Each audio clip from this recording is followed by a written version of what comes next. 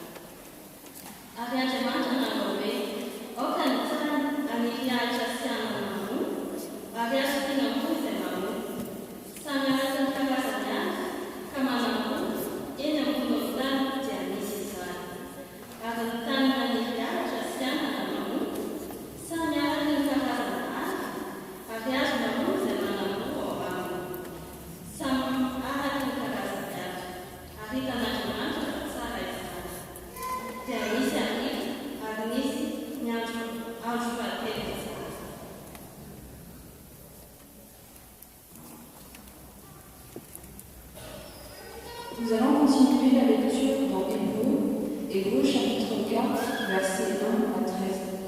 Hébreux chapitre 4, versets 1 à 13. Craignons donc, tandis que la promesse d'entrer dans son groupe subsiste encore, aucun de vous ne paraisse être venu trop tard, car cette bonne nouvelle nous a été annoncée aussi bien qu'à eux. Mais la parole qui leur fut annoncée ne leur servit de rien, parce qu'il ne trouva pas de la foi chez ceux qui l'entendirent. Pour nous qui avons cru, nous entrons dans le groupe. Selon qu'il dit, je jurai dans ma colère, vous n'entreront pas dans mon groupe.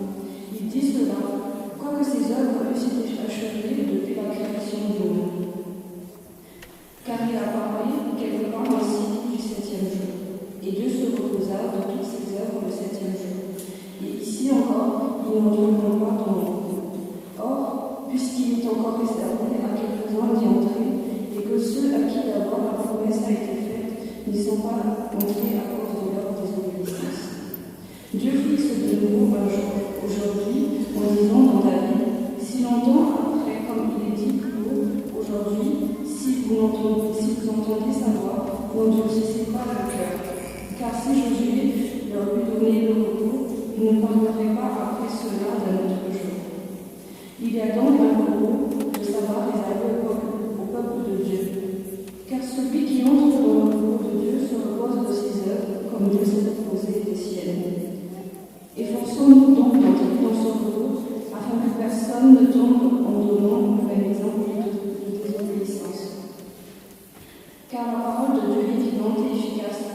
tranchant qu'une épée quelconque à deux tranchants pénétrante jusqu'à partager âme et esprit, jointure et moelle. Elle juge les sentiments et les pensées du cœur. Nulle créature n'est cachée devant lui, mais tout est nu et à découvert aux yeux de celui à qui nous devons rendre des comptes. Amen.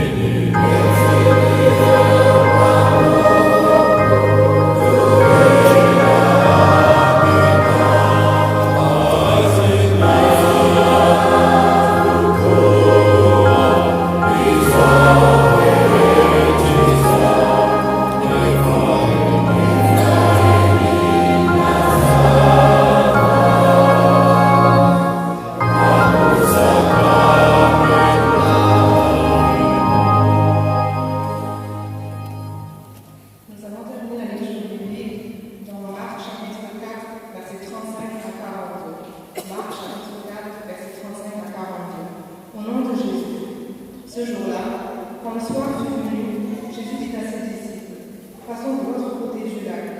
Ils laissèrent la foule et emmenèrent Jésus sur le lac. Dans la barque, on se trouvait. Notre bateau les accompagnait. Or, voilà qu'à l'entrée du vent se mit à souffler. Les vagues se jetaient contre la barque, se remplissaient d'eau. Lui, à l'arrière, tombait la tête sur un bouton. Les disciples levaient les lèvres et les crièrent, Maître, nous sommes perdus, tu ne t'en soucies pas.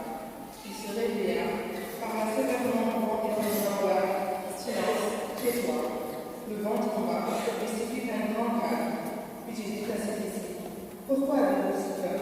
Vous ne croyez pas encore, mais eux possédaient une grande crainte, et se disaient les uns aux autres, qui est donc cet homme pour même le vent et la obéissent?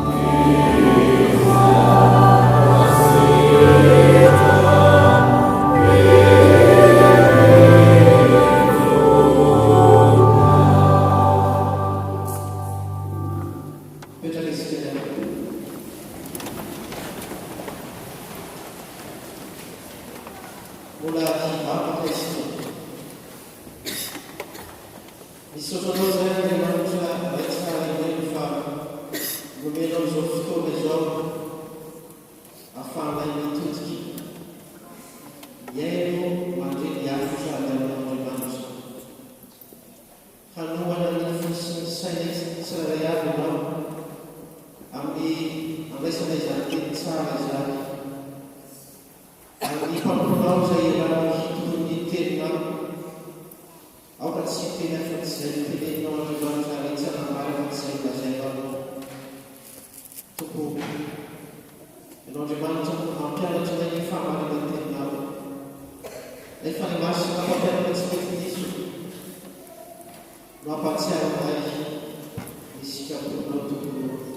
fiainanay amin'ny anarana Jesosy.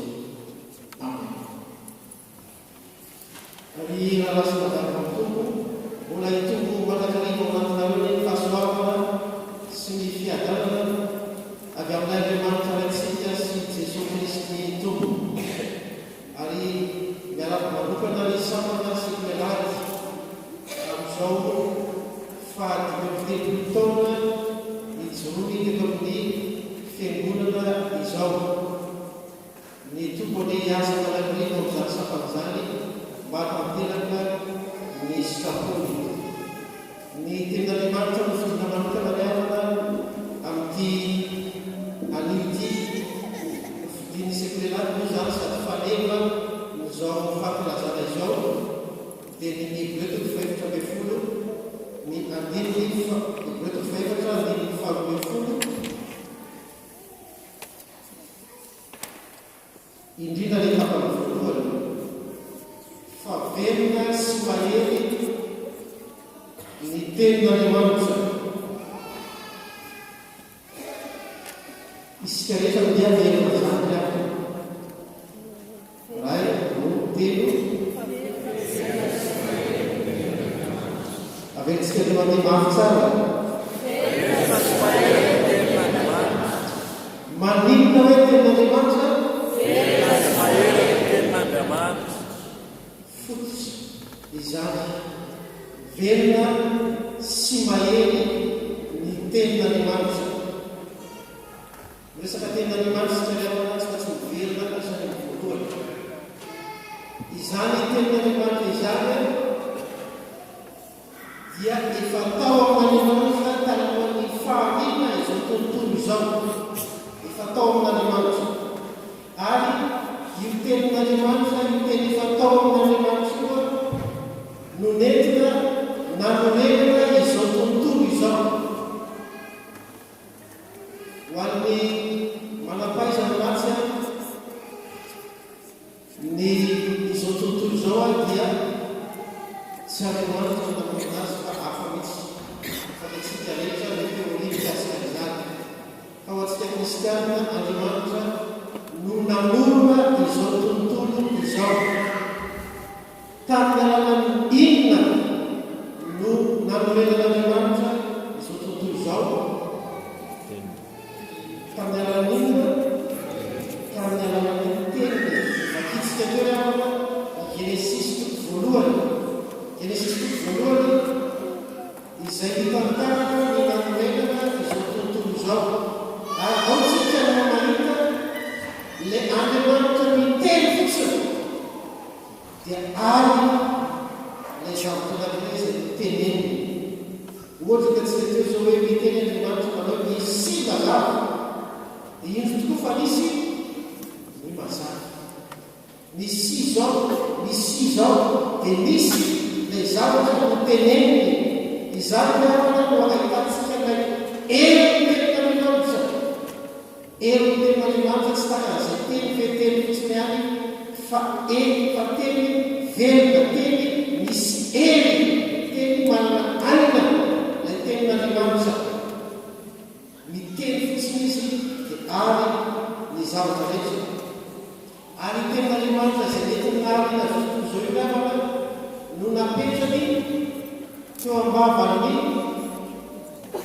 mpaminany fahizay. Rehefa hiteny zany mpaminany dia fantany fa tsy azy ilay teny fa avy amin'Andriamanitra ilay teny ampitainy. Dia matetika rehefa miteny ny mpaminany dia miteny fotsiny izy hoe izao no lazainy Jehova. Ohatran'ny mpaminany isany azy amin'ny fito faharoapolo andininy faharoapolo dia milaza hoe izao no lazainy Jehova tompony maro. Takan'izany koa ny Jeremia milaza hoe fa izao no lazainy Jehova amin'ny Joda sy Jerosalema. Izany hoe rehefa miteny mpaminany dia fantany fa iteny eo ambavany dia tsy azy fa avy amin'Andriamanitra. Io ilay teny izay nentin'Andriamanitra nanorona izao rehetra izao.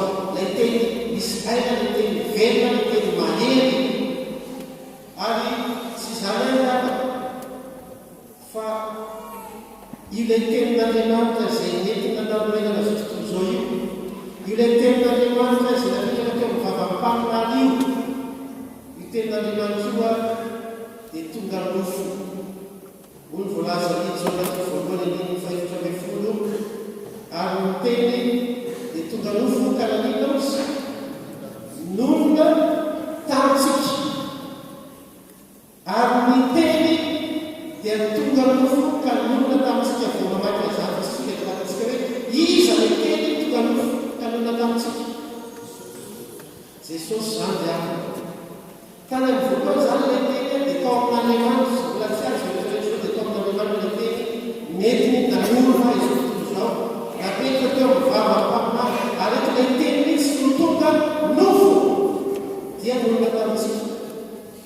Ary zany ilazanantsika ny amana fa ity teny ity ilay amanantsika hoe velona sy mahery dia tsy teny feteny fa tena Andriamanitra mihitsy, Jesosy Kristy mihitsy ilay teny. Ary zay moa nilazany mpamofikarona mpanao fiteny maro hoe mbola talohan'ny nilazonay zao dia efa atao nitin'ilay Andriamanitra ray ilay Jesosy Kristy ary efa ilay masina, satria ilay Jesosy Kristy ilay teny tonga nofo efa atao amin'Andriamanitra talohan'ny faminana zao. Jaona moa zany no manazava azy ao amin'ny Jaonatiny voalohany ny amin'izany tonga teto ambony tany ilay teny ary tonga nofo tamin'ny alalan'ny Jesosy Kristy. Io ilay Andriamanitra velona, Andriamanitra mahery. Zay zany karana no tsara fanatsika ny amin'ny hoe teny fotsiny aloha, teny namena zao tontolo zao apetraka teo mivava-paminany sy ny filazantsara ary tonga nofo dia namena tamintsika ilay teny. Eto ny mpanofa boky Hebreo dia milaza hoe velona sy mahery ny tenin'Andriamanitra. Ambara zany fa io tenin'Andriamanitra io velona satria Jesosy Kristy ilay tenin'Andriamanitra tonga nofo dia Andriamanitra velona. Ambara fa io tenin'Andriamanitra io dia mahery satria Jesosy Kristy ilay teny tonga nofo dia Andriamanitra mahery. Ary zay mahatonga ny tenin'Andriamanitra laza hoe velona sy mahery ny tenin'Andriamanitra. Dia milavasy hijery tenin'Andriamanitra vitsivitsy ahitantsika zany atao hoe hery zany tenin'Andriamanitra izany. Hery ny tenin'Andriamanitra zay tsy takaty nysaintsika mihitsy ny hery sy ny fahavelomana.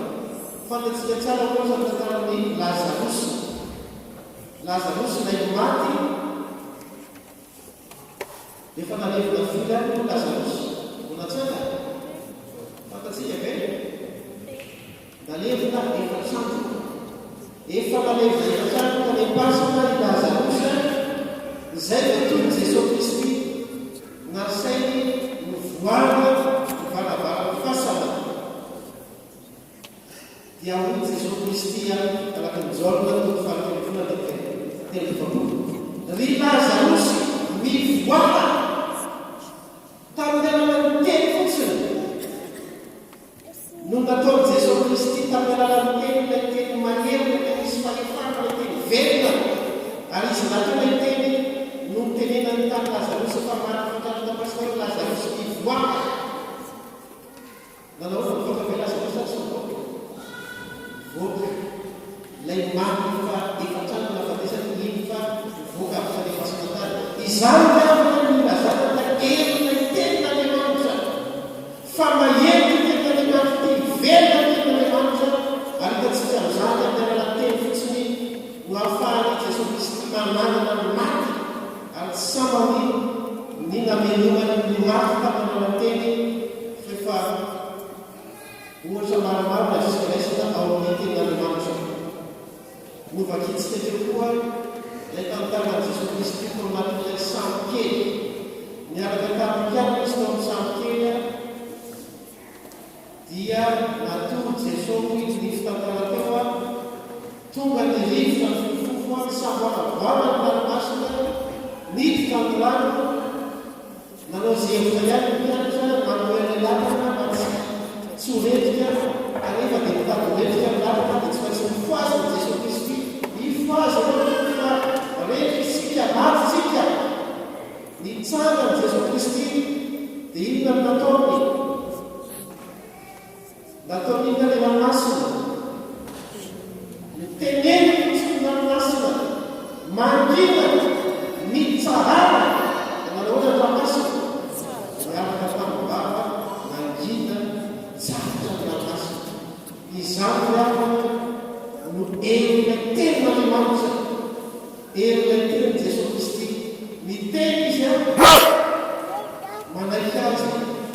zavaboary hatramin'ny zavaboary malaky azy hatramin'ny fahafatesana malaky azy.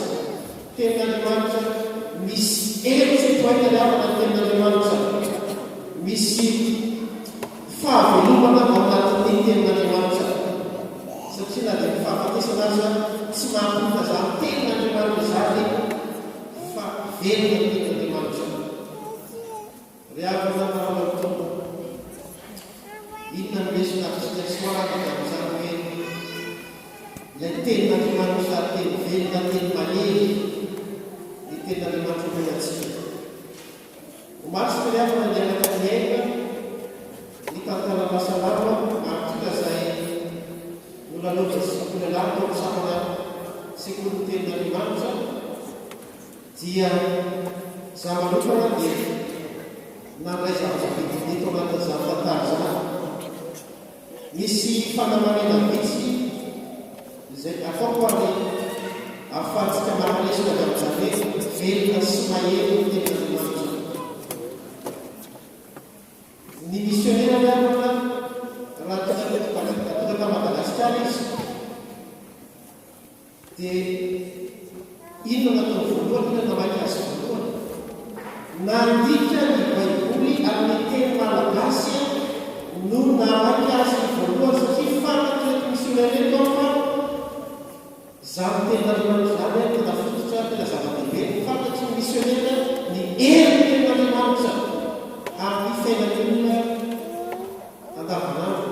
Dia hoy ny missionnaire hoe aleo ny baiboly voadika amin'ny teny malagasy voalohany indrindra.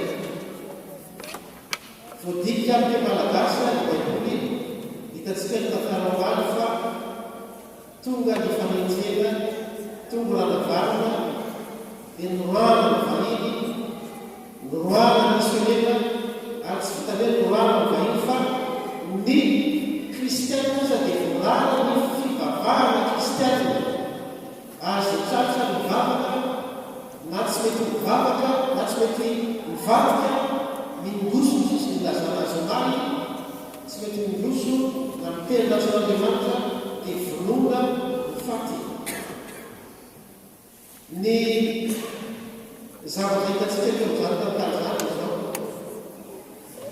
rehefa noroana missionnaire dia mieritreritra ny mpitondra malagasy tamin'izany fotoana zany hoe mora ny manapotika ny fivavahana kristianina, tsy sisy mpitarika intsony ireto kristianina ireto, mora misampy azy ary tsy sisy mpanampa intsony.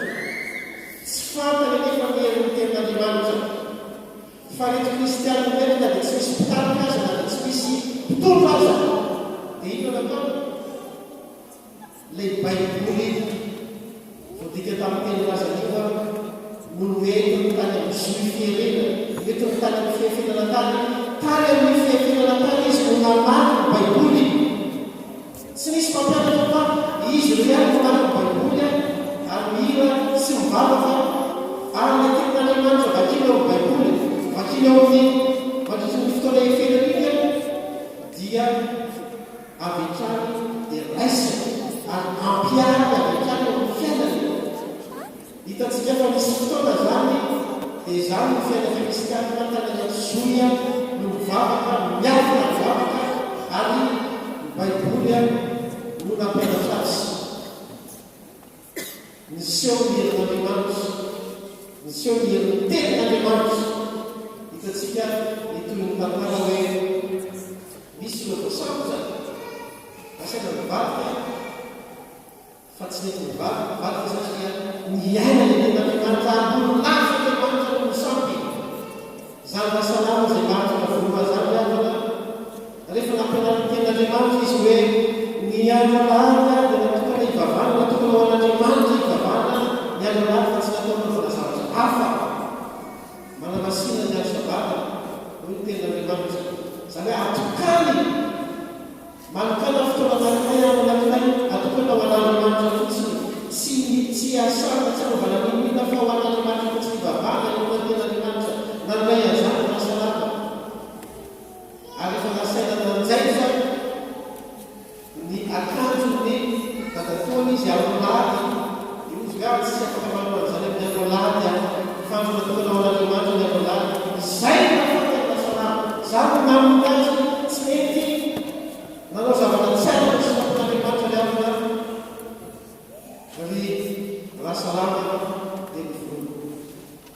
naninona mahasalama navita miarika fahafatesana satria avana noraisana ten'Andriamanitra lay ten'Andriamanitra mahery lay ten'Andriamanitra velona ary nampiariny teo amin'ny fiainany andavanandro ten'Andriamanitra zany dia lasa tao anatiny ary tsy natahotra izy teo amin'ny fanetjena tsy natahotra izy teo amin'ny fahafatesana ary natonga azy ireo a tsy izy ihany fa ny kristianina maro fanjany zany maty martio zany irony tenin'Andriamanitra tenin'Andriamanitra velona sy mahery ao anaty olona raha iainana sy ampianarina ampiarina eo velona andavanandro fiainana mahasalama zany fa manao mitsanavana ny fiainantsika kristianina amin'izao fotoana izao manahoana ny fahatsapatsika zany erin'ny tenin'Andriamanitra amin'izao fotoana izao manahoana ny fahavelomany tenin'Andriamanitra ny fiainantsika andavanandro izany avana no tokony fananina hipetraka amin'ny tsirairay isanandro raha lasa nabavy ao tokony hitantaratra eo amin'ny fiainantsika hoe atoa lay erina zany tenin'Andriamanitra izany manakely tokoe tenin'Andriamanitra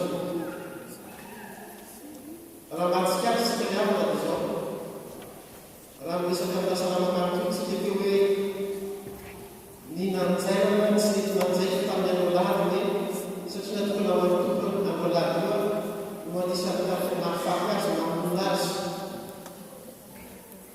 isika amin'izao fotoana izao alalaka ny fivavahana kristiana afaka mandeha tempelona resaky alady isika mivavaka satria zany ny tenin'Andriamanitra sy tenin'Andriamanitra maromaro aryzany aza maro fiainantsika miarina taka ny fanao sasana faly izy ireo tamy mandetsika hoany tamin'ny Jehova araka ny mpanosanany taka ny Jesosy Kristy folo fahatelo dia miteny tsy izy hoe tsy fantatrareo fa tsy maintsy makatao trano laiko tsy maintsy makatao trano ahitatsika fahazavavbe fa fiainasika tempelonana miaraka mivavaka taka n'izao tenin'Andriamanitra zany fa manahoana ny fampianantsika zany tenin'Andriamanitra zany manahoana ny hery tenin'Andriamanitra hery zany tenin'Andriamanitra zany ny fiainantsika mahery zany tenin'Andriamanitra zany fa mahatonga atsika tsy misy mahasakana atsika tsy mandevaka tempelonana misy rehefa manao tato fa ny mpampo na miaraka miresaka miparina isika mitovy daholo rehefa manao ny fiangonana rehetra misy ohatra zao hoe ny ao aminay ny kristianina aminay any dia ny voasoratra marina dia zato fa ny mivavaka isan'ny alahady dia enimpolo ary efa tonga ny any fety taka krismasy pasika miaraka afaka dimapolo amin'ny zato mivavaka dia olonay ny any amin'ny fiangonana sasany hoe miaraka amin'ny fiangonanay dia voasoratra marina dia valonjato ny tonga mivavaka amin'ny hoe isan'ny alahady dimanjato rehefa tonga ny fety lehibebea dia tafakatra arivo ny mivavaka hitatsika amin'ny fiangonana tsirairay dia zay izany daholo zany hoe misy zany karazana kristianina dia tena mivavaka isan'ny alahady mahatsiaro tenin'Andriamanitra dia mivavaka mahery ny tenin'Andriamanitra miasa ny fiainany dia tsy maintsy tonga tempelonana isan'ny alahady fa misy zany kristianina dia arakaraka zava-misy no mampiasa maka ny tempelonana rehefa mazotozoto izy dia mandeha mivavaka misy andro malazalaza dia mandeha mivavaka izy misy moa tsy azy mampanon'Andriamanitra anankiray kristiana anankiray dia tafe fangamo pastera tsy maintsy maka ny tempelonana isan'ny alahady fangamo tsy maintsy maka ny tempelonana isan'ny alahady fa arakaraka sy tiana ihany efa tsy efa malerilerika ny any na latsilatsy ny any tsy mivavaka aloha rehefa tsara ny any dia mivavaka mbola tsy misy any fananjena fivavaka kristianina ihany tsika kehitriny tsy mbola takany any tamin'ny any mahasalamamatro eo any anaty zoly no mivavaka fa mbola malalaka nefa mba tia mivavaka dia mivavaka rehefa tsy mivavaka dia tsy mivavaka fa raha mahatsapitsika fa izaho tenandriamanitra renesy tsy zaza tenandriamanitra vakitsy izay tenandriamanitra tsy zaza mahery zaho mahery tenandriamanitra ka manosika tsika andeo alehibe araka ny tenandriamanitra malay fa ny fitiavana Kristy no manery anay ny fitiavana Kristy no manery anay hanao ny sitrapon'andriamanitra ho tonga eto amin'ny fiangonan'andriamanitra miava manana fatany tampelaka fonany izao manahoana ny fisehoan'izany hery tenandriamanitra izany amin'ny fiainanao hitantaratra amin'ny fiainanao hoe zany atre tenandriamanitra velona sy mahery zany ka mibaiko ny fiainanao fa tsy ny sainao sy ny fahalalànao no baiko ny fiainanao fa ny tenandriamanitra velona sy mahery ny tenandriamanitra aleavana mananao tompo mahatsiaro eto tantarany Lutera mpanitsy fivavahana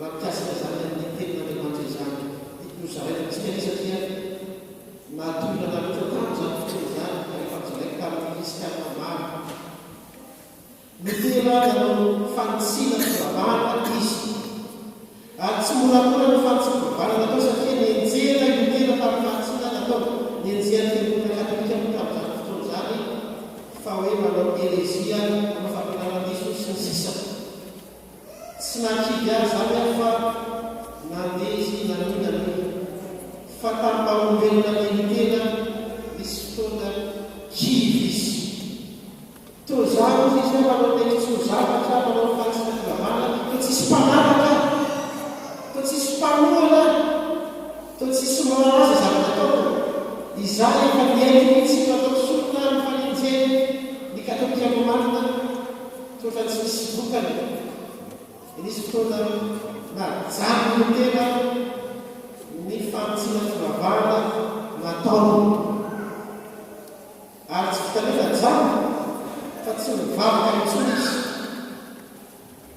dia nidy aman-trano izy nidy aman-trano tao izy tsy mivoaka ny trano tao izy tsy vita hoe tsy mivoaka ny trano izy fa tsy mety mihinan-kano ny Lutera zay hoe mivady Lutera tsy mety mihinan-kano le vadiny minany anao sakafo tsy mety mihinan-kano na tsony Lutera misotro rano faraka tena tsy mety misotro rano izy memahi Lutera tena nanao tsy mivady eo mifaty ity Lutera ity nanao mitetika rehetrarehetra mivadiny ho atonga Lutera hoe isakafo isotro rano ivoaka ny trano fa tsy mety tsony izy ohatra hoe nanao fozary Lutera ray mandelina natao mivadiny miditra tao an-trano nisy any Lutera izy nanao akanjo mainty be akanjo mainty fisaona taiky Lutera mahita mivadiny nanao akanjo fisaona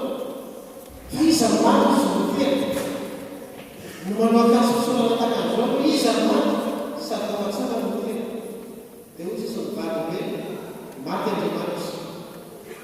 maty Andriamanitra dia misaona adala hoe izy Lutera tsy misy Andriamanitra maty zany efa misy vokely ny sainao izy Lutera fa iza misy Andriamanitra maty Andriamanitra tsy maty zany Andriamanitra velona dia olo mivadiny Lutera hoe ka raha tsy maty Andriamanitra nahoana ianao manao an'izao nahoana ianao tsy minakana zao raha tsy maty Andriamanitra nahoana ianao tsy mivoaka ny trano intsony raha tsy maty Andriamanitra nahoana ianao tsy mandeha mivavaka intsony raha tsy maty Andriamanitra nahoana ianao tsy manao tsy mivavaka ataonao intsony fa matoa ianao takan'izao maty Andriamanitra amiko maty Andriamanitra soa miondrika Lutera miondrika izy dia nitomany izy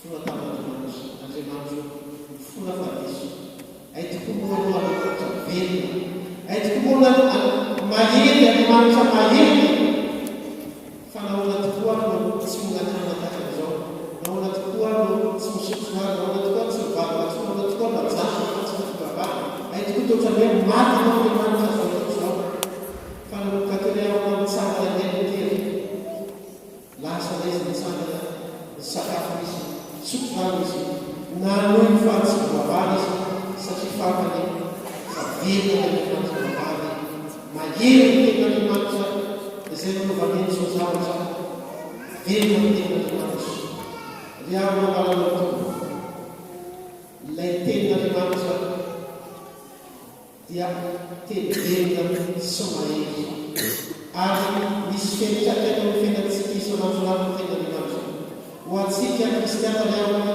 izay mahatsapa tokoa fa velona sy mahery tenin'Andriamanitra dia zao mila mihaino tenin'Andriamanitra isika mampiatra zany tenin'Andriamanitra ny fiainantsika zany satria ary atao vitan'ny olona manodidina anao, vitan'ny fianakaviana, vitan'ny ambina anao, vitan'ny mpiara-mivalaka anao fa velona tenin'Andriamanitra izay vakianao io, velona tenin'Andriamanitra izay ilonao sy miainanao io, atao vitan'ny olona amin'ny fiainanao zany mba tsy ho kristianina mitan'olitra lava, mba tsy ho kristianina mitaraina, mba tsy ho kristianina hivolava, mitomany lava noho ny olana maro samihafa fa manana ny tenin'Andriamanitra no liavana.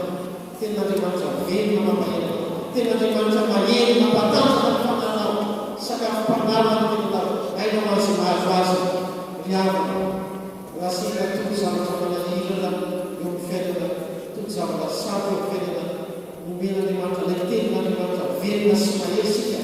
Raisa ny tenin'Andriamanitra, vakio ny tenin'Andriamanitra, enoy ny tenin'Andriamanitra, miaino ny tenin'Andriamanitra io. Fa hitanao ny elo ny tenin'Andriamanitra eo amin'ny fiainanao, hitanao ny elo ny tenin'Andriamanitra eo amin'ny ankonanao, eo amin'ny valinao, eo amin'ny zananao, eo amin'ny fiangonana manontolo. Fa tsy teny maty ny tenin'Andriamanitra fa teny velona, tsy teny malemy ny tenin'Andriamanitra fa teny mahery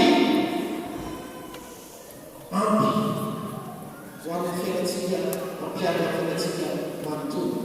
Mitodika aminareo sy molavo mampelaka mpamavarana dia zao fa fankalazana an'Andriamanitra ny fatika amin'ny mpitona sekolary zao sekolary izay mampiaraka ny tenin'Andriamanitra amin'ny sekoly ny tenin'Andriamanitra izay mampiaraka ny ankizy ny tanora ny tenin'Andriamanitra dia amin'ny mpitona sady tsarovy aby fa fototra azo mazare bazy amin'ny fiangonana ny sekoly ny tenin'Andriamanitra na sekolelady fototra. Raha malemilemy ny samana sekolelady dia fiangonana malemilemy fiangonana ho avy. Raha matanjaka ny samana sekolelady dia fiangonana matanjaka no fiangonana esia amin'ny ho avy. Ary zany mampisana nareo ny sekolelady mampiaraka ny amavely. Harisika trany amin'ny fampianarana tenin'Andriamanitra fa aina ho amin'ny fiangonana tenin'Andriamanitra ary mitondra eo amin'ny fiangonana, mitondra fahavelomana ho amin'ny fiangonana ny tenin'Andriamanitra ka aza kify na ny misy aza zavatra sarotra no diavina ka mitondra tika miteny-potona lasa amin'ny ho avy mahereza amin'ny fampianarana tenin'Andriamanitra, mahereza mahay aman-dreny amin'ny fampianarana zanantsika ny tenin'Andriamanitra fa ery fahavelomana ho amin'ny fanahintsika izany tenin'Andriamanitra izany. Ho an'Andriamanitra irery ny voninahitra ho amintsika kosa ny fiadarana. Amen. Ivavaka isika. Misaotra koa izay Andriamanitra misaotra fa nomenao izany teninao izany mampahatsiaro ilay fa velona sy mahery ny teninao. Ary tokony mitantaratra ny fiainana kristiana tsirairay izany fahavelomana sy elo tenin'Andriamanitra izany. Tokony manarana ampio izany tsy mpiaino tsy miany fa ho mpanantanteraka ny teninao. Ampio izay mba hazoto hamaky ny teninao isan'andro, hazoto hiaino teny isan'andro, hazoto hivavaka satria ny teninao ny teny velona, teny mahery. Ka raha mazoto izay miaino mamaky ny velona amin'ny teninao dia ho kristianina mahery izany. Ho kristianina ho tena vavim-bino tokoa eo amin'ny fiainana andavanandro izany. Na izay tokoa mba tsy handalo fotsiny izany tena izany. Na io tsy mitelady ny mpianatra mpampianatra ny aman'ireny mba hivelona izany teninao izany taio fendolamam tudo hiverina amin'ny teny tao ary sopitrainy fisika ny lalao Jesosy Kristy. Amen.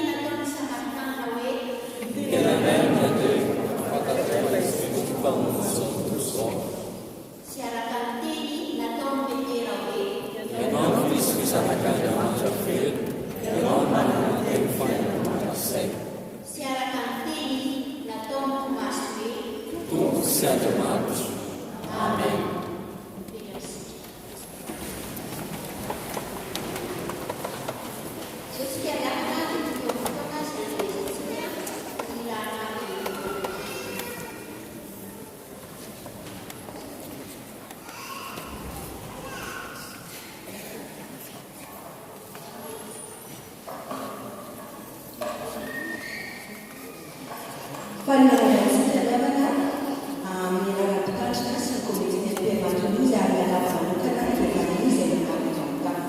Toy izao indray ny vaovao azo ambarantsika anio. Vaovao nasionaly na sotaragasi saola.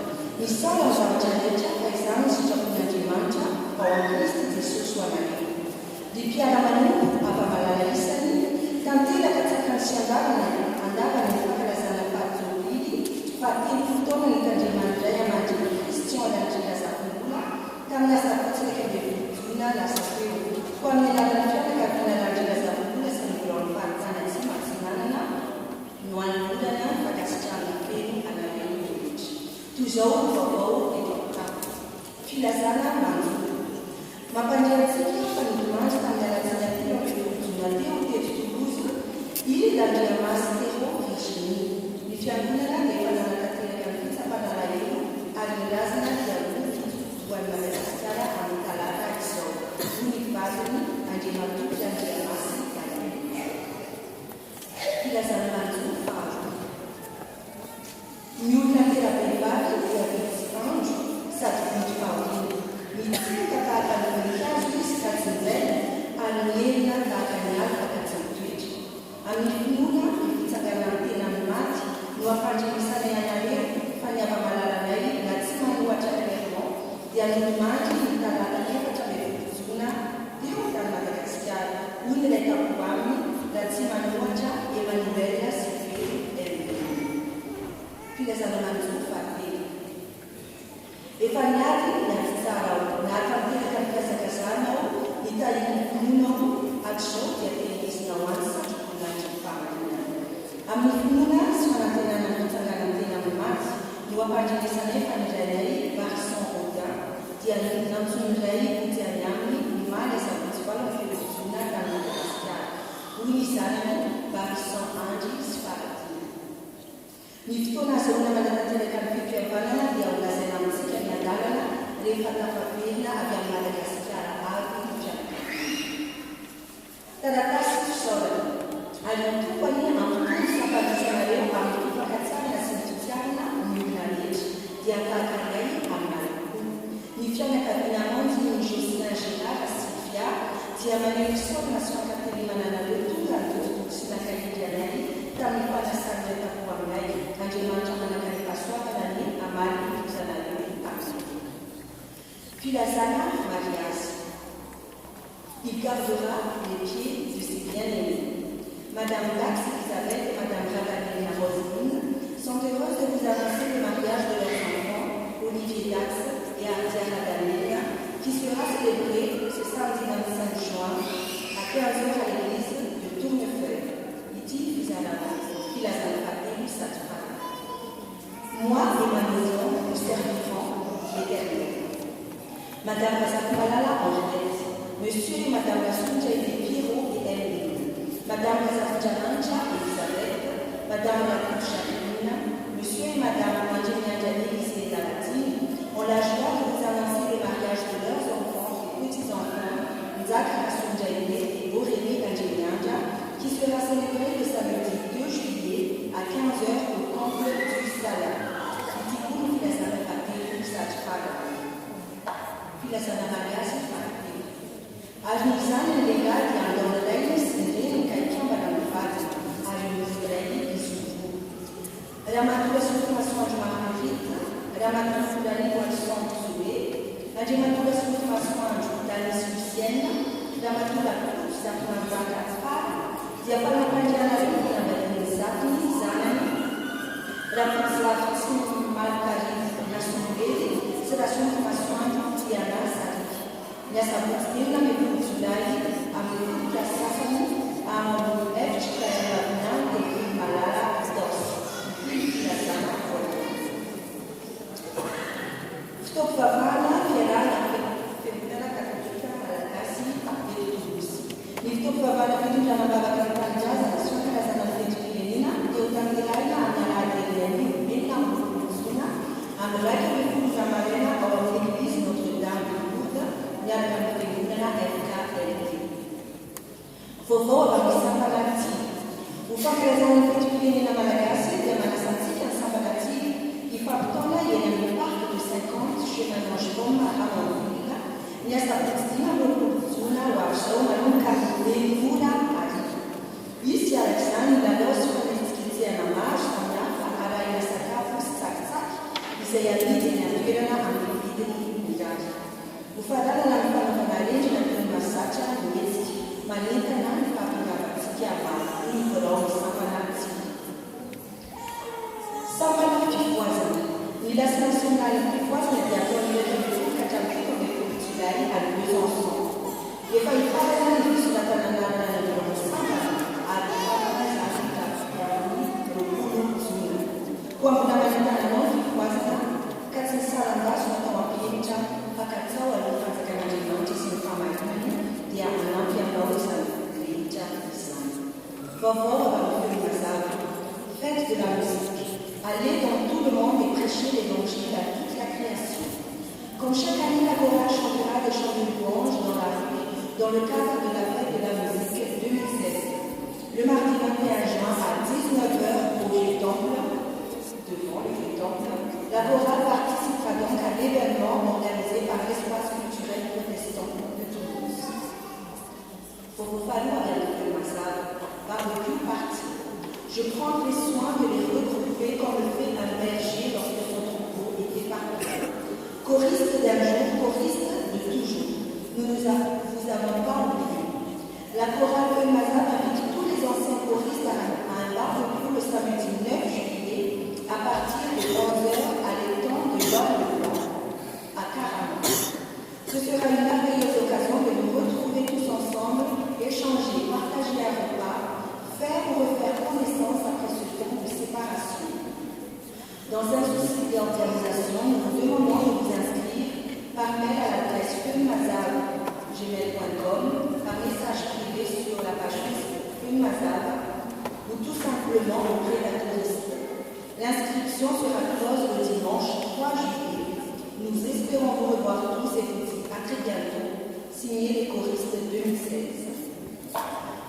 Tumbawaka wanifyangula nifalima chakalika nivavaka zamzaji misawa mzavajareta pazani sijakuna demanja mkristiziso wanawewe ufamalana na tokemana usora na mkuu mfika yini stapo katemanasa mzikya anachika mtumbawaka amnizuma eva chambu zuna manukanufitu la sasani awamnikitongo samtunda tsakitsaki sisaba kusuchumema msikya mfamsanana ufamalana na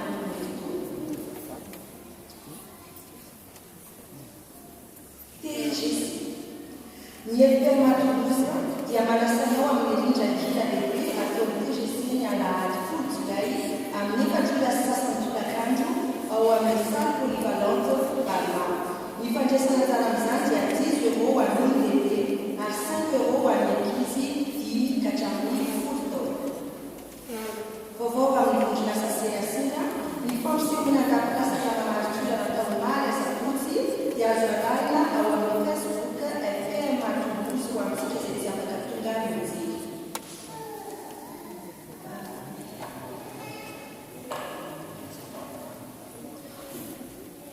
Vovofalani fanona na karazasatry ny tanjona. Tunisatona dia mandray anjara amin'ny fanoana na karazasatry ny tanjona ny fiangonana. Koa azontsika atao ny manatanteraka izany ary manome izay fotsika ao amin'ny olona mafikely etsy ampilafana. Toy izao hiavana ny jiavintsika manaraka. Amin'ny alahady enina no jona izao zany dia kalokony vavana le raha katolika malagasy Amreke mefula muda marena anani Eglise Notre-Dame du Lourdes.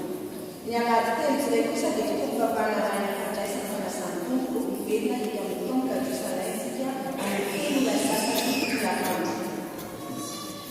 Ny fitovam-pavana mandritra ny tomboka latsasatra kosa dia isaky ny alahady amin'ny folo la marena any amin'ny Vieux-Temple. Izany dia manomboka amin'ny alahady 10 Jolay ka hatramin'ny alahady 12 Aogositra. Ditutupna ndraikitra ny fanampivana trano sy ny fiangonana io dia ny sampana fifoazana sy ny sampana tiky. Dia misaotra antsika na hatramiaino hatramin'ny farany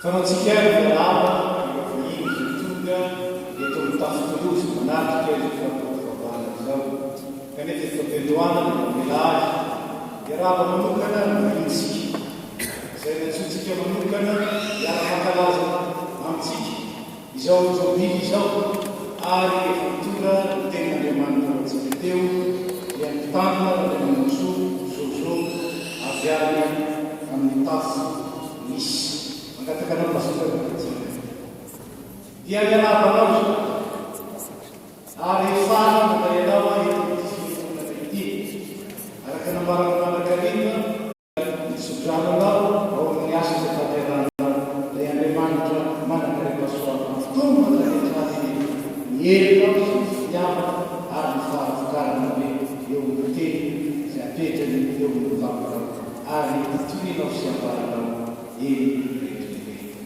dia manarona izay mamana ny tafo FP manisy ary dia mampamana ny tafo FP manisy mapita ny fiarabana sy ny fiaramentso ary dia samitaina Andriamanitra isika tsy voela misika liona tamin'izay abe ensuite ary dia ataoko fa mbola isy ny fotoana liona tsy voela misaotra indrindra pasitera dia milaso mampamana fiangonana FP manisy amintsika koa misy mandalo eto ary izao miaraka taminay tonga amin'izao fotoana izao angatany hoe tsangato arabaina misosorano amin'ny anaran'i Jesosy Kristy.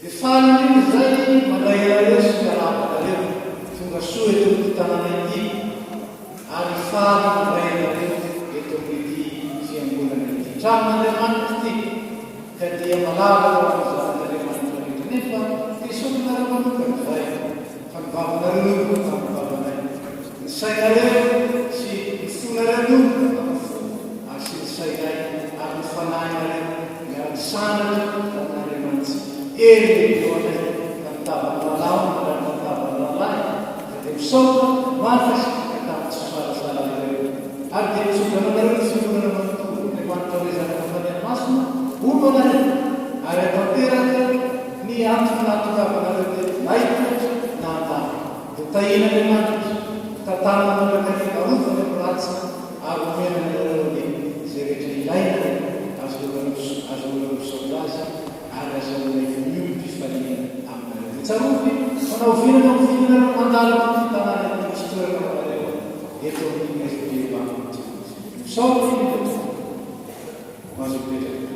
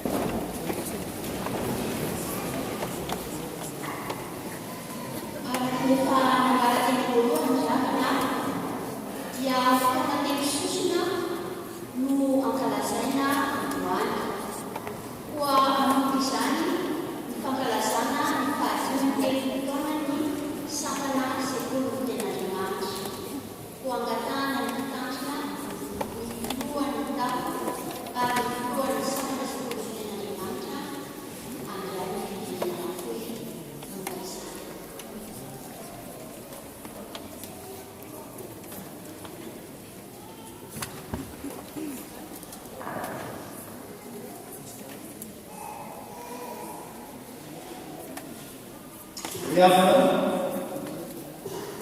misy taratasy vakina ao amintsika. Paoly sy Timôty, mpanompony Kristy Jesosy, mamangy olona masina rehetra ao amin'ny Kristy Jesosy, mba mipitanana sy mipampianana ny sekoly tenin'Andriamanitra ao Kolosy. Ho aminareo ny fahasoavana sy ny fiadanana tenin'Andriamanitra raintsika Jesosy Kristy tompony. Misaokan'Andriamanitra ny fahatsevovakonareo manakariva ka mangataka amin'ny fifaliana noho ny firaisinareo hampanoso ny filazantsara hatramin'ny andro voalohany ka manankehitriny ary matoky aho fa izay nanomokasa tsara tao anatinareo no ahatanteraka izany manampiavy ny amin'ny Jesosy Kristy. Zany taratasy zany dia tsy misoratana manokana ho an'ny Tolozy akory na dia vakina ho an'ny Tolozy azy, fa fantatrareo fa taratasy ho an'ny fiangonana tany Filipi zany. Filipianina toko voalohany, lehibe voalohany ka hatramin'ny fahaenina.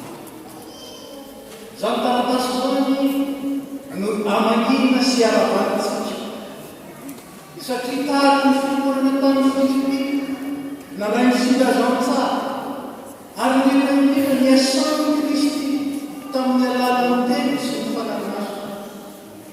Ny fiangonana lehibe mahatongozy io dia mahatonga ny olona masina isantan'Andriamanitra manankarena noho ny firaisina hampanoso ny filazantsara hatramin'ny andro voalohany dia manakariva zany hoe hatramin'ny andro voalohany tsy ny hevitra anambana ny fiangonana ary anambana ny sekoly anarana.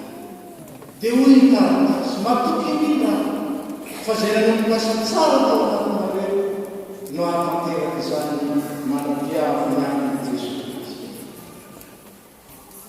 5 taona lasa izay nanomokasa teny tompo namboly namafy tao ny tany ketsaka dia mizanontsika tao amin'ny sekoly anarana. 17 taona taoriana dia nanapa-kevitra taoriana ny fivoriana lehibe teto amin'ny faritany atsimondraina natao tamin'ny tokoa fa asiana ny kilasy ny olon-dehibe hitarika ny ambaindain'ny zany sekoly anarana zany ka dia miteraka ny sekoly ny tenina Andriamanitra antsasan-dalina tamin'izay teny taona izay ary mahatratra ny fahadimy teny taona isika izao. Ilay Andriamanitra nanomokasa dia niasa tompo. Mbola vitsy kely ny mpianatra tamin'izany fotoana izany, tsy ampy amin'ny avokoa 5 taona lasa. Amin'izao fotoana izao 5 amin'izao ny mpianatra ao anatin'ny sekoly ny tenin'Andriamanitra.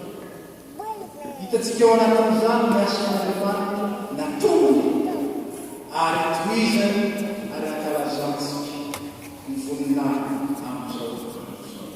Zava-dehibe izany miara-misaokan'Andriamanitra isika ary indrindra mandray fampahirezana amin'izany fa ilay nampitsily fanerina 5 taona lasa miasa tsy matsara ary mampitombo ny vokatra mampitombo ny fiangonana ary dia ray ankalazay ny Andriamanitra ianarana ny teny sy ny asa.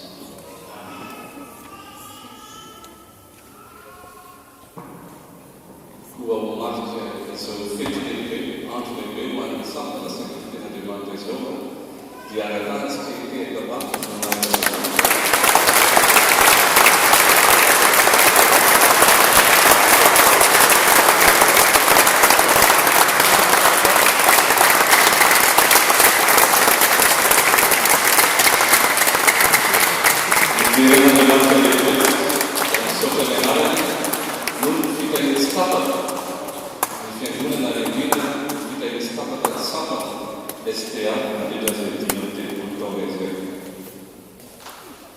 Kuarabaina Sapanestea, Arabaina Chamanare, Genetics, Matintia, Pantianata, Tanura, Levé.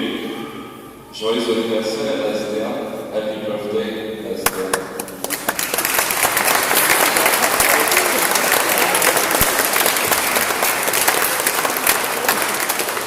Masku yang kena terima, setiap kena terima jatuh kali itu sepanjang zaman nasi.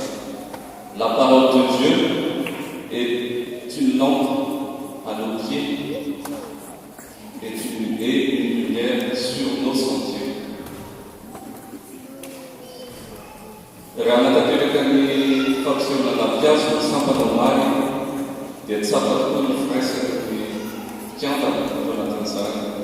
A sotto la luna alla revisa alla Sati surtout fresa to di Fiana Davi, Italia sama Marta, Fiana Davi non era ma Sati nel signor Mar, che si deve mangiare, si decide, una Fiana Davi non era, gli altri sono stati tutto, ad esempio, non passa tutto il film, stava di presa, a Zara Sandina, il turismo e tutti i film. Pour Famara, on a aussi à Fouille. Les enfants écoutaient bien, juste pour finir, pour les 35 ans à venir. Quelques petits mots de la part de l'Église. Joyeux anniversaire, les 35 ans, c'est un moment attendu. C'est une opportunité pour échanger entre nous des louanges et des prières. Rifiamo d'abord, et STA. Allons montrer notre union et toujours marquer la fraternité. Rinam, les amis, mettons-nous au diapason dans cette diversité. Tirons parti de cette force qu'est la solidarité, car le Saint-Esprit qui nous lie sera là pour l'éternité. Joyeux anniversaire.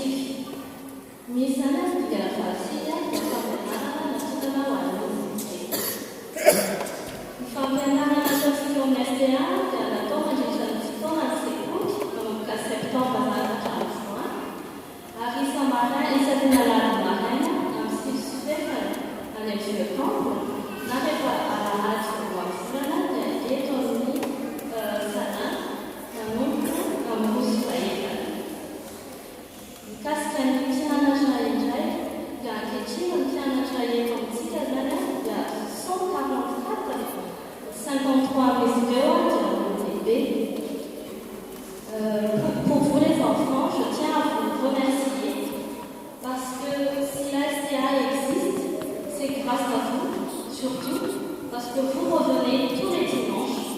C'est que nous avons réussi notre mission, c'est-à-dire de transmettre la parole vivante de Dieu. Vous revenez parce que ça vous fait plaisir, ça vous fait grandir en Jésus et en Dieu. Et pour cela, nous vous remercions.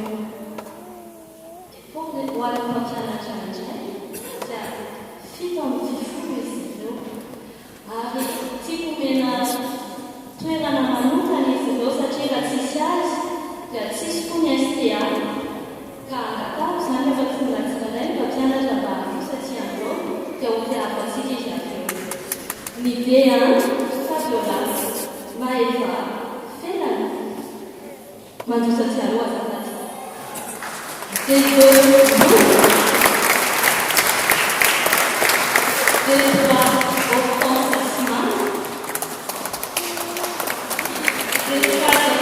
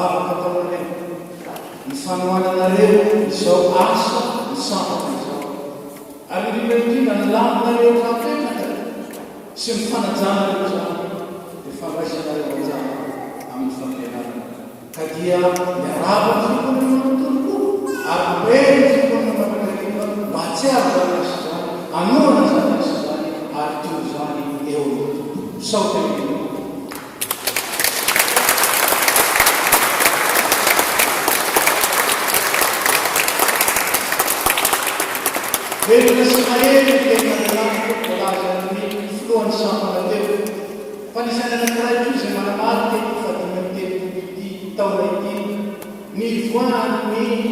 vita atsina hoe penina. Izy io dia natao indrindra ifandraisany mpampianatra amin'ny ray aman-dreny mpianatra amin'ny fanarahana ny fiainany lesbiana. Amin'ireo dimidimika ireo tolala andrinany amin'ireo vaovao izay ilaina ny fampitana satria tsy afaka foana isika afaka ifampiresaka amin'ny tsirairay. Ka dia amin'ny alalan'ity britany ity ny fandraisantsika. Ka dia angatahana indrindra isika mba handray zany, amaky zany, ary tahiny zany. Matetika isika dia rehefa mahita ireny brita ireny na gazety dia jerena kely dia ary fitaitsona. Hoy ny fiteny mpahelena malagasy hoe ny teny mandalo fa ny soratra matotra. Mila tehirizina fa ireny miverimberenantsika jerentsika ireo biologika ilaintsika amin'ny fanaraha-maso ny fitaizana zanantsika. Ary mandikana fasiny amin'ireo fehiny fampianarana zanantsika karazany aigle mémoire. Ka dia voa androany lahana voalohany matoky zay fa fahadimy telo taona ho avy zany amin'ny fahafitopolo taona isy tahiry azo akelina ary azantsika miderina ny maty sy mahita ny fahasoany fiangonana. Ka dia isika rehetra dia mandray anjara amin'izany. Raiso vakio tehirizo ary jerejere dia misaotra indrindra tompo ary misaotra manaka ireo mpanoratra ao anatin'ny izany bakana sikolelana ankapobeny. Kanefa mety amintsika koa mety antsoina ray anjara zany ary disorna dia zany. Ity ny fandraisantsika misy ny atao hoe carnet de liaison rehefa ny ampianarana mihitsy zany. Ity ny carnet de liaison kanefa tsy hoe ray fa zaraina taona isaky ilana izany. Ka dia misaotra mpianatra sikolelana tsika ny tenan'Andriamanitra namoaka izany antsika ary misaotra nareo manindry izany toerana mantonona azy eo amin'ny fiainantsika izany.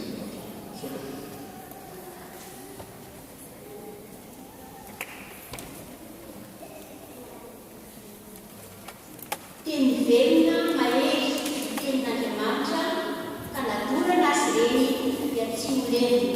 Ny sekoly alahady dia mivelona zay mira fanefa sekoly tenin'Andriamanitra.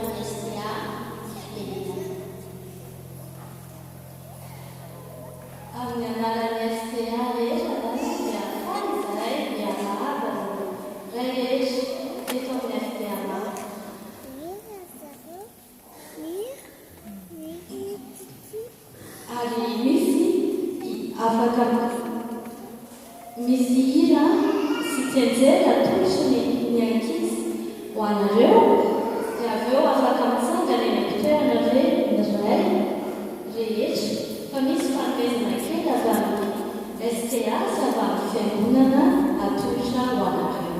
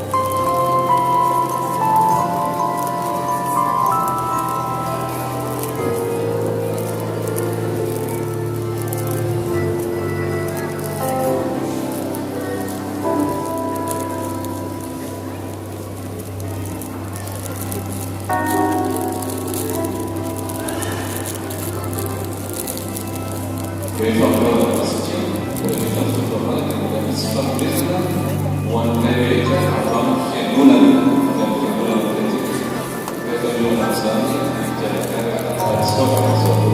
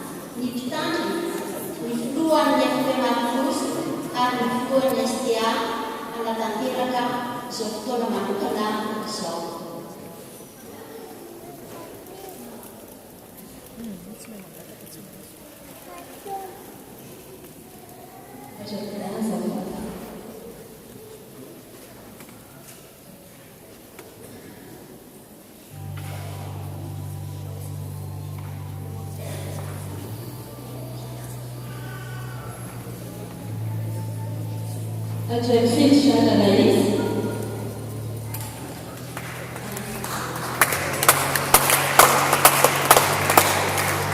Jeanne Anaïs, tu peux venir s'il te plaît?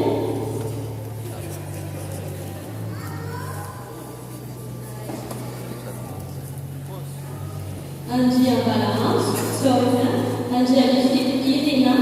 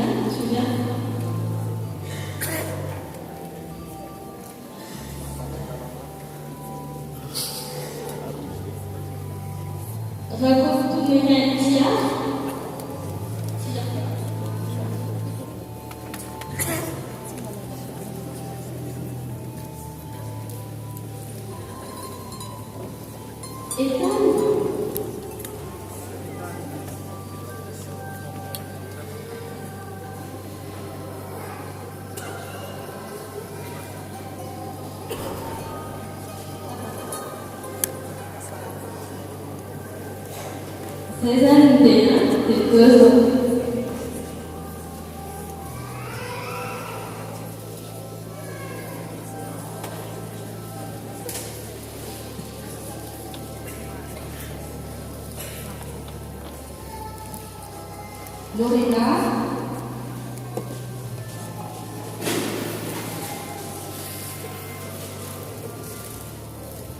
Anaya,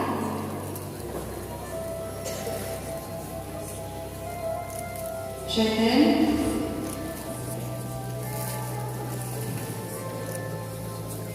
Honesty,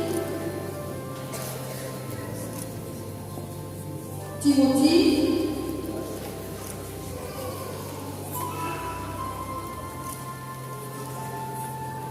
Stevie,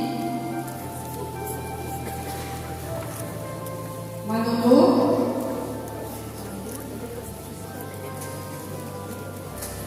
Ruben,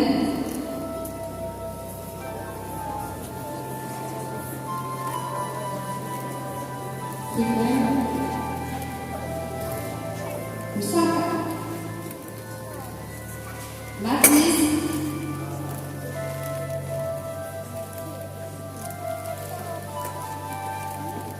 Poina,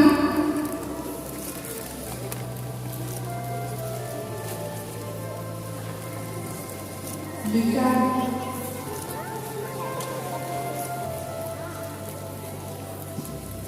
et 3.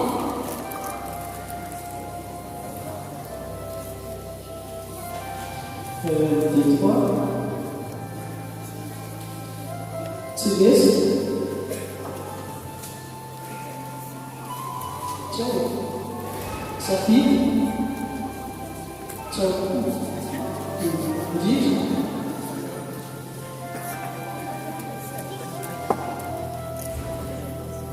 Vite.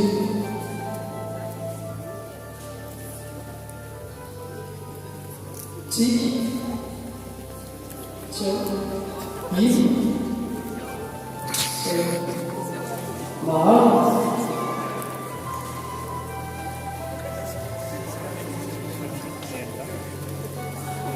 Ciao. Jusqu'à.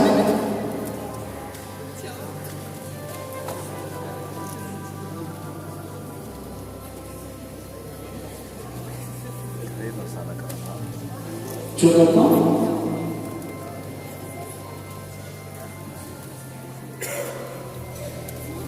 Lola.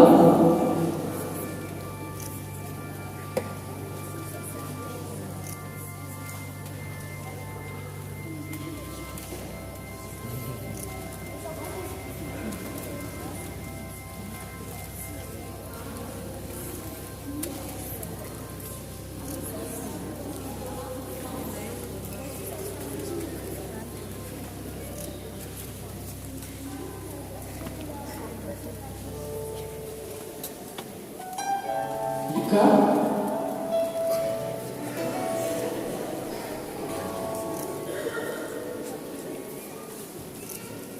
Deuxième tout chat.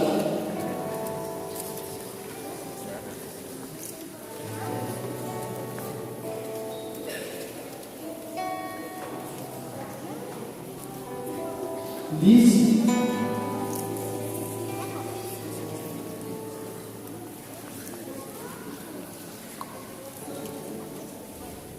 Deuxième sous chat.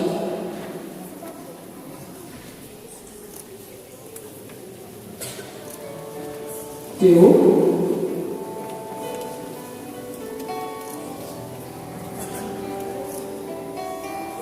Pour Charlie.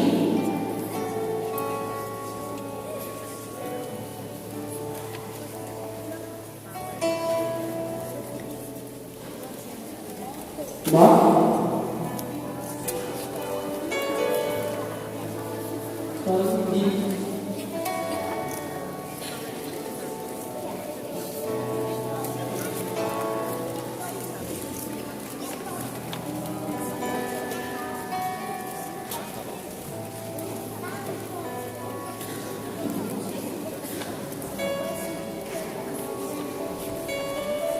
Wani dekakra, wana sufi.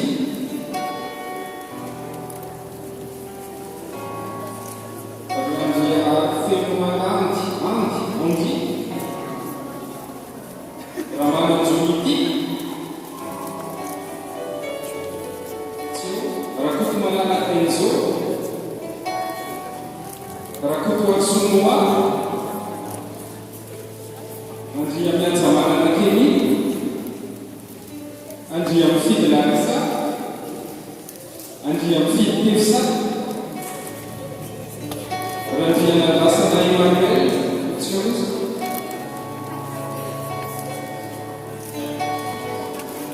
ramana Antoine Jérémy, ary Ratsarisa Lilianja.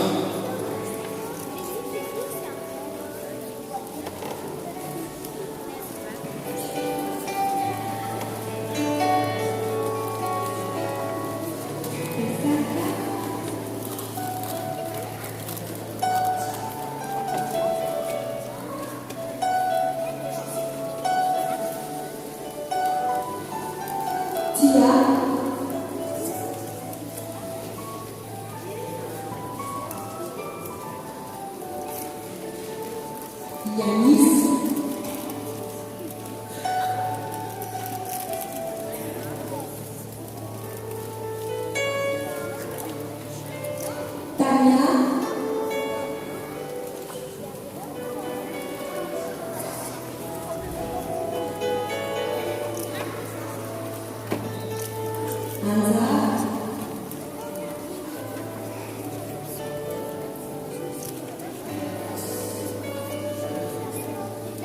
Lucas Fatirson,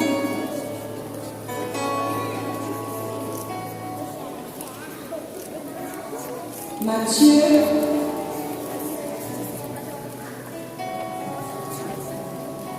Erika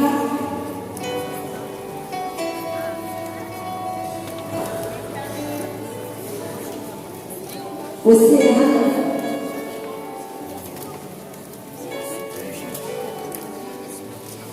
Nati Aniel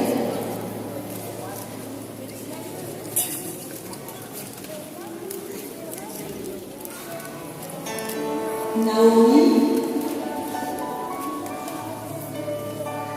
Rasa Jatuka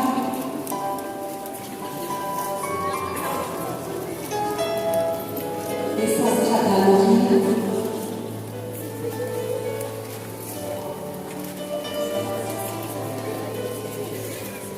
Quindi ci viene a fare vedere che ci sono corsi di nuovo conosciuto non sono chiamati che ci sono ritorno in piacere, quindi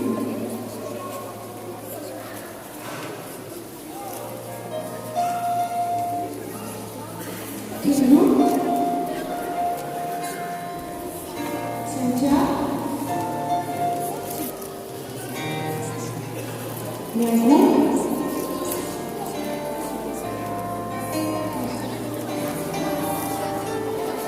Josué Erika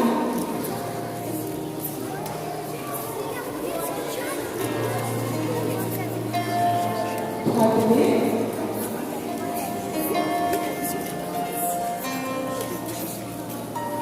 Ivan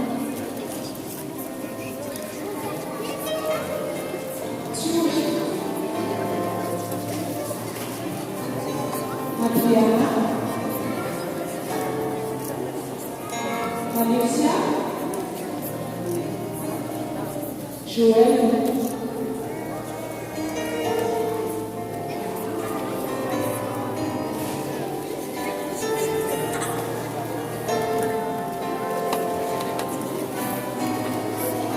Pour la dessert, mixez-moi Joël. Héloïse.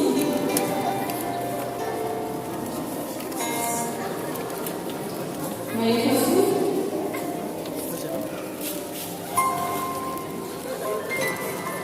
Saré.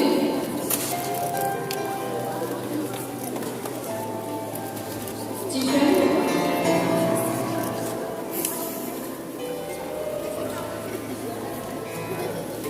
Idéal.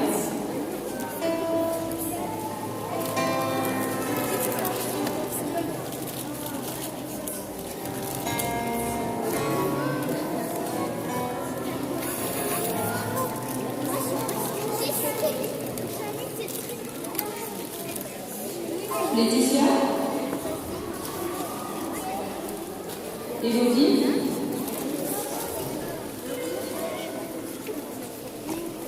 Tiens.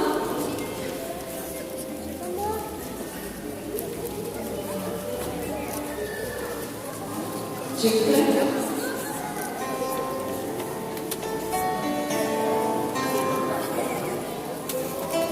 Cynthia.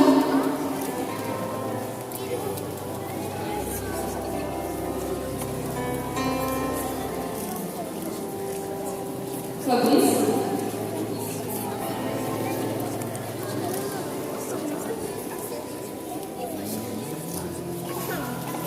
Jennifer.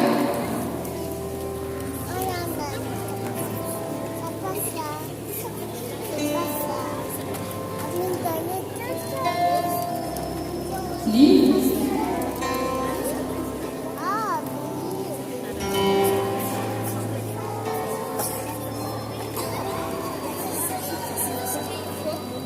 Clara.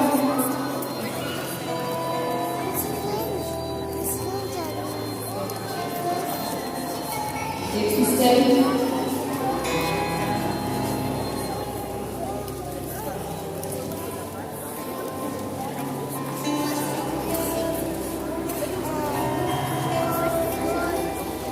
Pour les Julian Camis,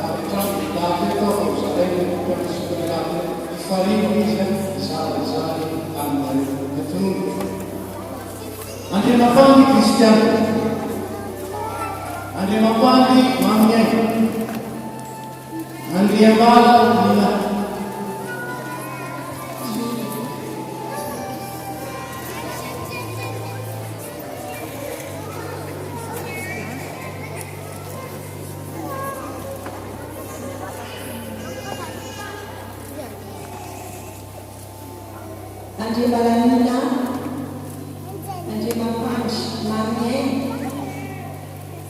Andrea Jalati,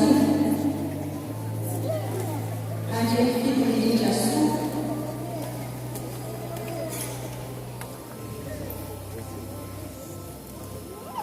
Andrea Philippe Tchokone, Andrea Zamanana Louvre,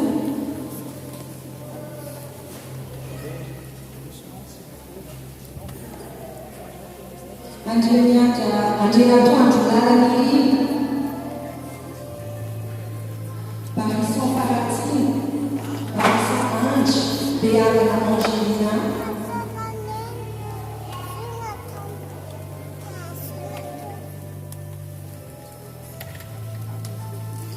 Nirina Katia,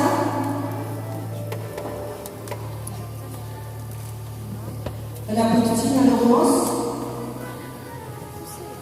la Malala Sylvia,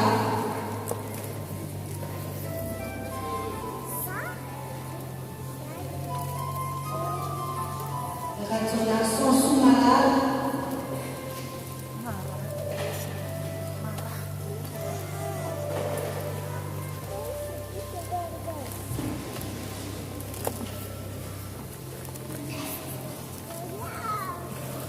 Ratel Soul Clémence, Ratel Soulnal, Rakout Jacqueline,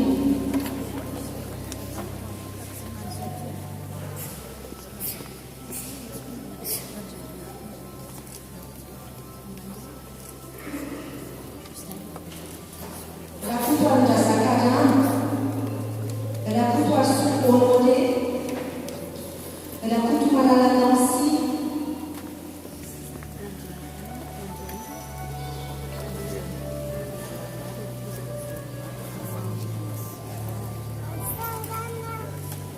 Rakout Malala John, Rakout Malala Nicole,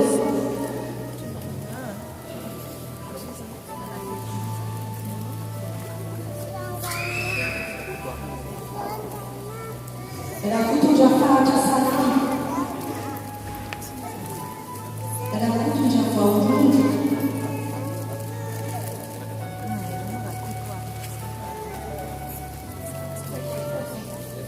Raha-potiny Clarisse, raha-potiny Milindry, raha-potiny Alfredo,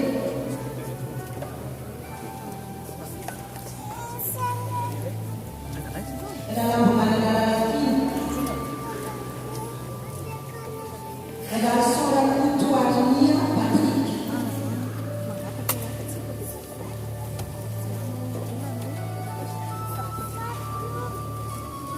Randia Maria Brigitte,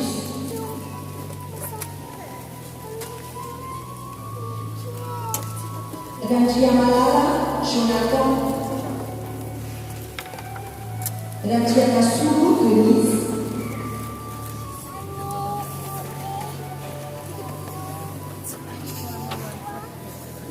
Randia Manzato Boudouange,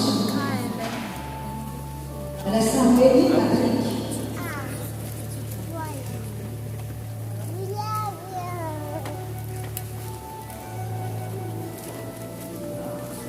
Randia Zatovo Rachel,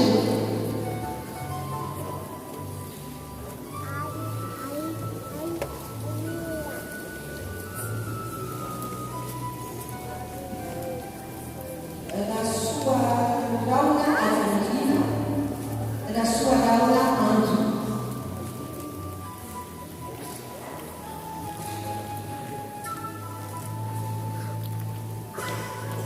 la sua Malala Tene,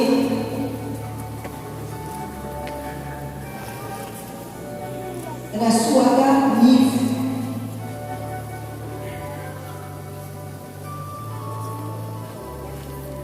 Rafael Manana Ravak, Rafael Manana Mauki,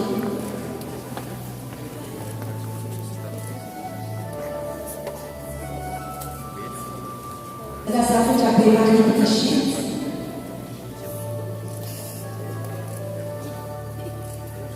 Rafael Sonala Sou, Razafu Jakutu Bertet Richard,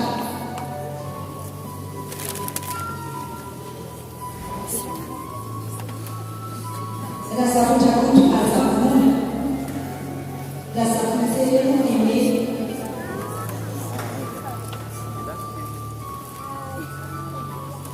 Razafu Jakutu Ultina Stéphanie, Razafu Saluna Naïf, Razafu Saluna Alsou,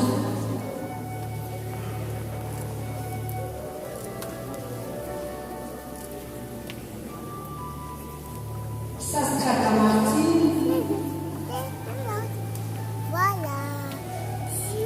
Razafi Fiagarina, Oklin Foti,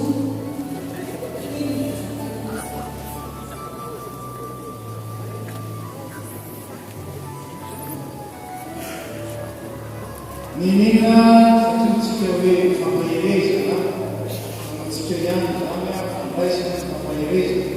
Tsy mitera tsirairay tsika manerana tetiny tany. Zao kosika fampirisiana azy rehetra, mitera isika vaovao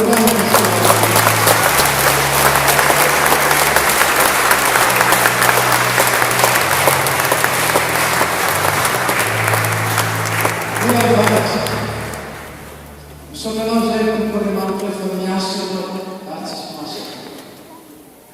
Misaotra anao zay fa tiana loatra ty fiangonana ity.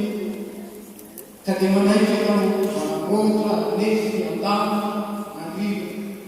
Ary indrindra tao mba amin'ny fahalavatsarany Jesosy sy mitety fiainana izay zaray manamboarana ho an'izay manamboarana. Misaotra ny Espéria ity. Ary mbola mametraka feno miasa eo am-penatanana. Araka ny teninao, ianao ilay mikasa tsara teto. No apataraka ny zavatra rehetra natinanana. Mba afaka aminao zay ho an'ny mpianatra. Mbola ampitomboanao hatrarehetrany ny zotopo, ny fahareta, ary ny fitiavana, mianatra sy mivelona ny teninao. Mba afaka aminao zay ho an'ireo salasala. Mba afaka aminao zay ho an'ireo tsy afaka. Mba afaka aminao zay ho an'ireo mbola tsy mahalala. Vangio amin'ny alalan'ny fananao. Mba hahatonga ny fiangonana manontolo ho sekoly ny tena very easy to American Matuzan, and the man very Argentina, the very that boy if you forgive, non si trattano solo Jesus. Amen.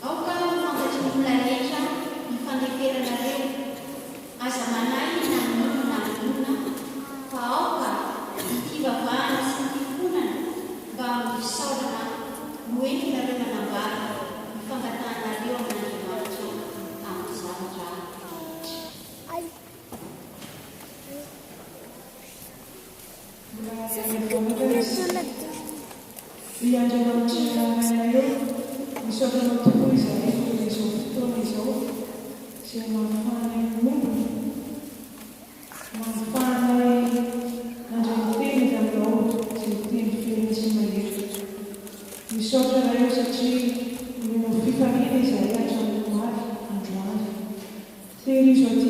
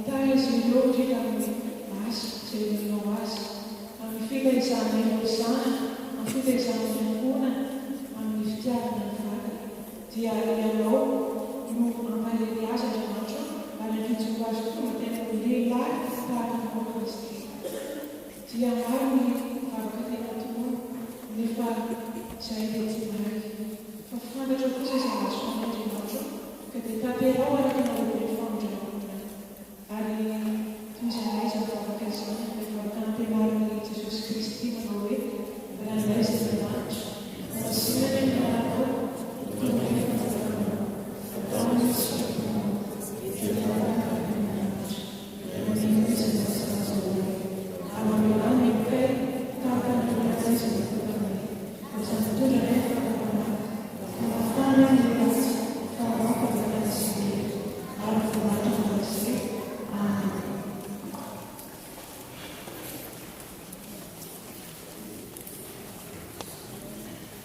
Yang memarah Yesus Kristus kesian, ketika persanggahnya dikira seperti tunggu dunia yang kasih suka.